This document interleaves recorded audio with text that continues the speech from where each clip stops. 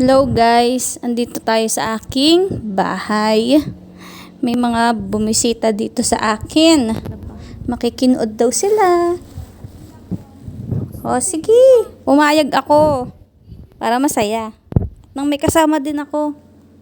'Di ba? Masaya yung may kasama ako. Tatlo nga pala silang bumisita sa akin dito guys. Oh, na makailam pa. Nakinood na nga. Nakibukas pa ng cabinet. Aba naman. Sarap talaga ng buhay ah.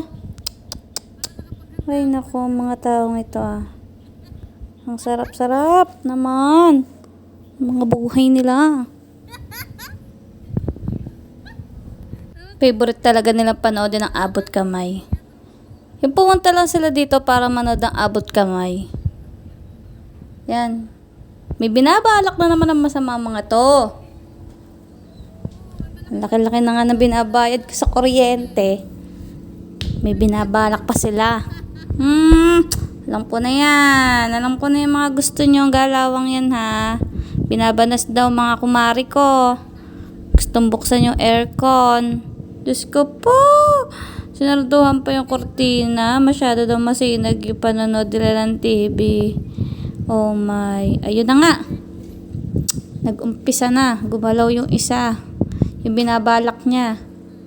Gagawin na niya. Kakain na po yung isa. Nagbulakwat na po sa kusina yung isa. Kasi gutom na daw. Hindi naman halata sa katawan niyang gutom.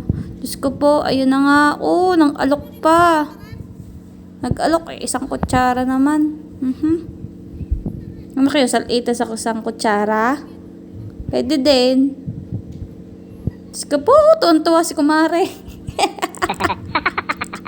Tuwan-tuwa si kumare. Oh, sige, labon. Labunin mo, ubusin mo yung pagkain ko.